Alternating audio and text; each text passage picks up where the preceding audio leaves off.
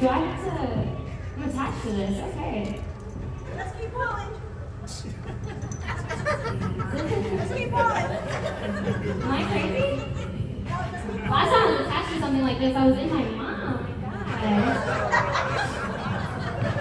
I don't know, guys. I might just go this far and then it'll be a fun exercise of like pulling me back. That's the first time something can pull me back, I guess, right? That's exciting. How are you guys feeling tonight? Look at us, what is it? Friday? Saturday? Friday? Friday. What are we doing? I don't know. I took off work today, so I'm like, every day's the weekend. I don't know.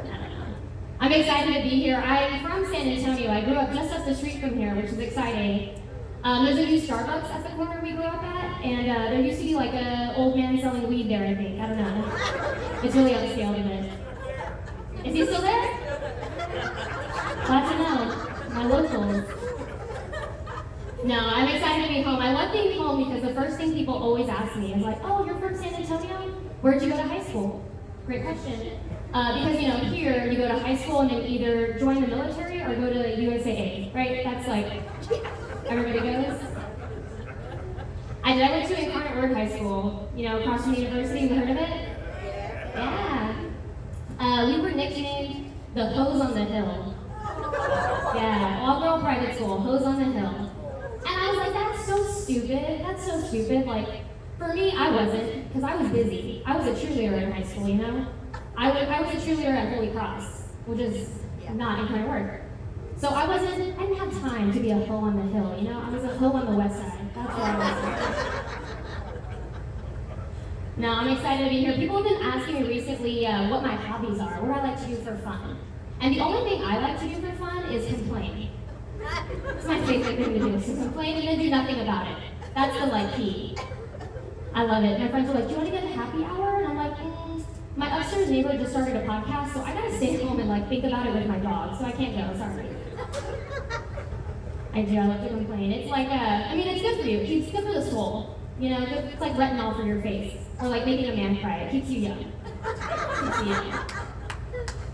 I do, I love to complain about my job. God, I hate my job so much. But I'm not gonna quit, because, you know, they just gave out awards, actually. They gave out superlatives, right? Like, best dressed, best happy hour coordinator, you know, most likely to steal from the fridge, like different days. And I got 2 awards. Yeah. Oh my god, okay, cool. First award was most likely to leave the party last. And the second was best Mexican. Yeah. I was like, 2 awards for knowing how to drink alcohol. Yeah. It's exciting. I was like, best Mexican, dude, how did I get that? Was it because I cleaned the microwave one day? Was that it? I was like, if that's the case, then I would like to nominate Brenda, who keeps complaining to HR about parking, for best white. Okay? I just want us all to win. That's it. Best Mexican. Growing up in San Antonio, I automatically assumed everyone was Mexican. I was like, we're all Mexican, right? Even the white people, I was like, who's on this? See? I thought, man, I didn't realize so many people thought I was white until I left San Antonio. And I guess I do look like entitled, or like I say, let's skedaddle. But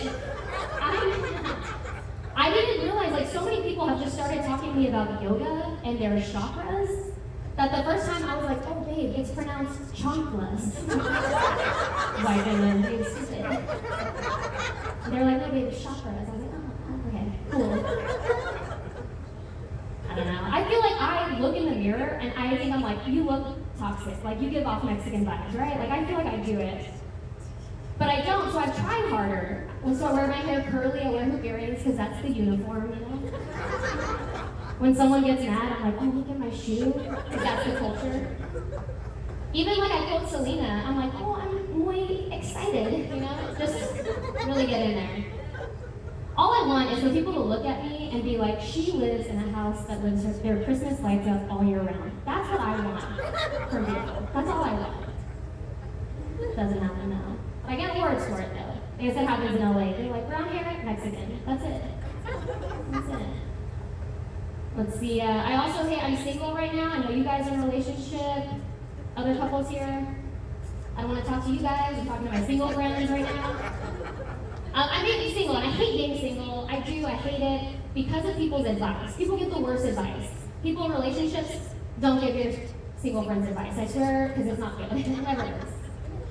Like, people always like, when you least expect it, it'll happen. And what are you talking about? None of that sounds exciting. And then, my mom loves to give me dating advice too. And her recent advice is, well, Jessica, you should go to church. Meet someone at church.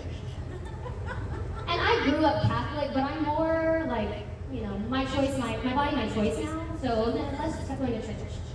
But last time, I go to church on holy days of obligation, right? So Christmas, Easter, when I'm late for my period, those are the days that I'm going to pray.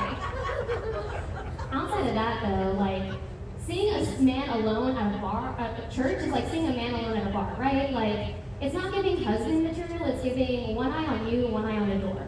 Nothing about that says happy future. I don't know, being single is fun. It's fun, but it's also not fun when all your friends are in relationships because it gets a little bit embarrassing sometimes. My friends, I'll go out to eat with them, and everything's fun, having a good time, and at the end of the dinner, they're like, hey, how are we gonna split the checks? You're like, oh, I already know how we split checks. They're like, we're together, they're together, and then she's alone on her own check by herself. I'm like, is Zell down today? Can we not have Venmo'd each other later? Why do you have to call me out like that? We go out after and they're all cute dancing, and then I have to go home with the bartender. None of it is fun for me. None of it's fun. It's embarrassing.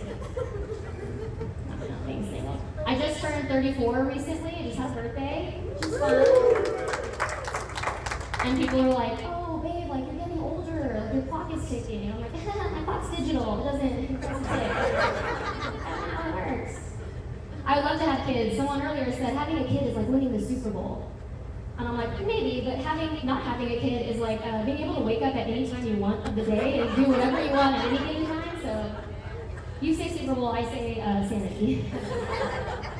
I don't know. That's fun. You guys having a good time? This is Friday night. Now we have to work today. Anybody have to work today? You should have called in. I work in advertising, and my favorite part about advertising is that we lie for a living. So it's really easy to be like, I'm sick today. Oh, I can't make that meeting. I have to talk to HR. Because no one's questioning that. No one's questioning why you're talking to HR. If you guys want more tips, I will be in the back, happy to help you quit work or get off early. I don't know, whatever you want, I'm there for you. Let's see, I'm also in therapy. The rest of the stories didn't tell you anything about me. I'm in therapy right now, which is fun. I love my therapist. It took me a while to find one that I really liked. Because the first one I had, I was like, I'm having problems, I'm going through some things. And her response was always, oh, that's tough. I was like, yeah, I get that. That's why I'm here. The next one I had, she was like, well, you know what? So what if you end up single? So is Tracy Ellis Ross.